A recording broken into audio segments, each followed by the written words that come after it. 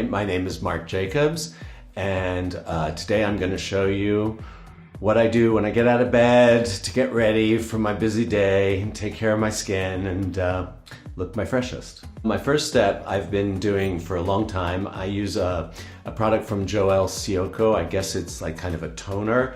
It's called Lotion Aromatique. It's very simple. I just really coat a cotton pad with the product, like I soak it, and then just go over my forehead and around my eyes. I think you're supposed to go up, but then my beard usually acts as Velcro.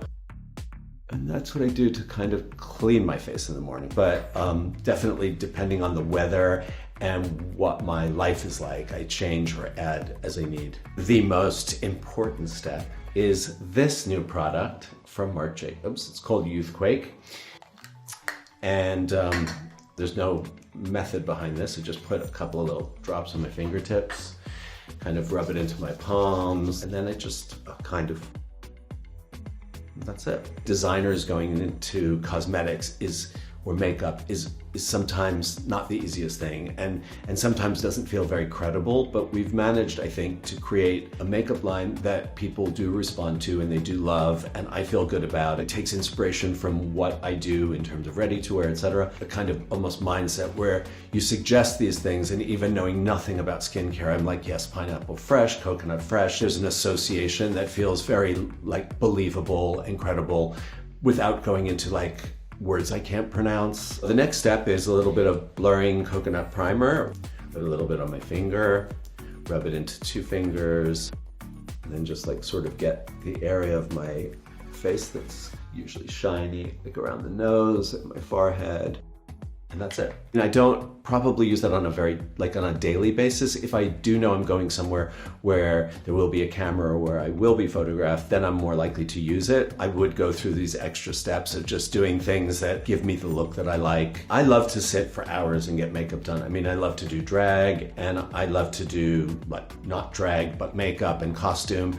And I mean, dressing up and self-expression is such a big deal to me. I mean, I'm a designer, and one of the things I love about clothes is that transformative quality that they have, and you can kind of be this person you want to be in the choices, the creative choices you make. And of course, makeup to me is like the final accessory in any kind of fashion look. A little bit of under eye concealer, which is called the Accomplice Touch-Up Stick. I just dab this on my finger and I just like kind of gently touch it under my eyes. And I just kind of just blend it in. I usually don't wear it on a daily basis, but from time to time, like I said, when I'm taking the time to look my best. One thing I do every morning, however, is my brows. I feel like the formula for our product is really amazing. I've tried different ones. I've tried boy brow. I've tried different things over the years. So I just kind of put it on once, and then I let it dry, and then I kind of go on over it again. So I build it up, and I usually try to build it up a little bit more on the outer edges because that's where I've lost the most hair. And this is something I keep in my pocket. I usually have about 2 of them in my bag, 1 of them in my pocket, and it is perfect for me in terms of what I like on my lips. I usually do, what is it, like the queer eye for the straight guys that they call? Spray, delay, walk away. And so you walk through the fragrance, because you're not supposed to spray fragrance directly on your clothes. I do usually put it on my neck before I get dressed, or if I'm in a bathrobe, and on my wrists.